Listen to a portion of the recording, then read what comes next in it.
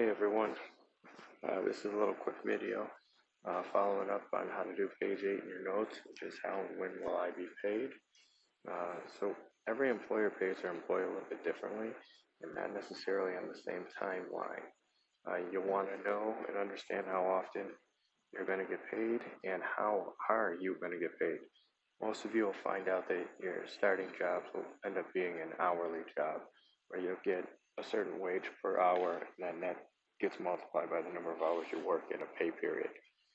Some employers like to pay their employees every 2 weeks and some like to do it every week.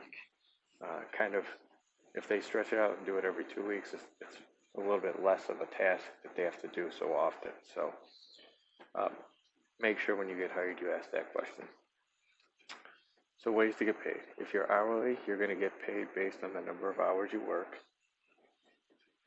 At this point in your life, this is the most common way you're probably going to be paid. Someone who is paid hourly is usually eligible for overtime. And we're going to talk about more about overtime a little bit later. Okay. Here's a little example of someone getting paid hourly. You babysat for your neighbor for 4 hours while they went to a movie. You get paid $8 an hour. How much did you make? Well, 4 hours times $8 per hour equals $32. Simple as that. Now, if you get paid a salary, this is a person that works on the set or same number of hours. Their pay is the same regardless of how many hours they work in a week. Okay, typically not necessarily somebody who's going to have a part-time job. This might be somebody who works in an office or works sales or something like that. This person is a person that works on salary, gets paid the same amount regardless of the number of hours they work. The employee must agree on this amount during the hiring process, and this person is not eligible for overtime.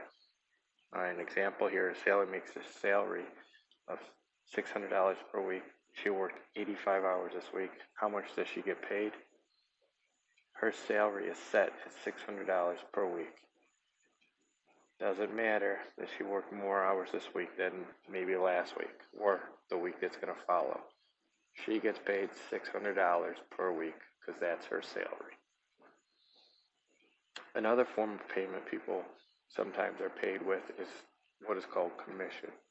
And this is when a person is paid kind of based on a percentage of what they sell. So it's really a good motivator for employees to go out and really sell because they make more money when they do that. It's also a motivator for the employer to pay their employees this way because, again, they're paying them more when they do more and sell more and paying them less when they do less or sell less. So a person paid on commission earns a percentage of their sales. They may or may not earn an hourly wage or a salary on top of this, but it is not required. So some places will pay their employees a set hourly wage and then also adding commission as kind of like an extra incentive to get them to go out and sell. Some places may provide their employees with a salary and then again offer commission on top of that to get them to go out and really sell and be motivated to make money because when they make money, the company makes money. People who earn commission typically end up working in furniture sales,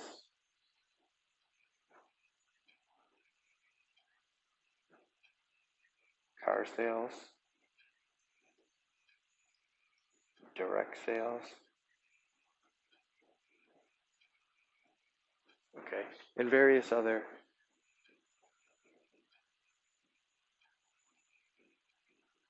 sales jobs. All right, there are tons and tons of jobs that revolve around sales that pay on commission. So these three are just a small select few that you may know of or see advertisements for on TV or things like that. But the way those people are paid is typically through commission. Alright, so you have an example down below here. Bill sells a car for $35,000 and he earns a 5% commission. How much does he make? Well, the car was $35,000. We want to convert this to a decimal and multiply it by the 35,000 to figure out the amount that Bill is going to make here. And when you do that, we find that Bill makes $1,750. Okay? So again, we talked about hourly pay, salary pay, and commission.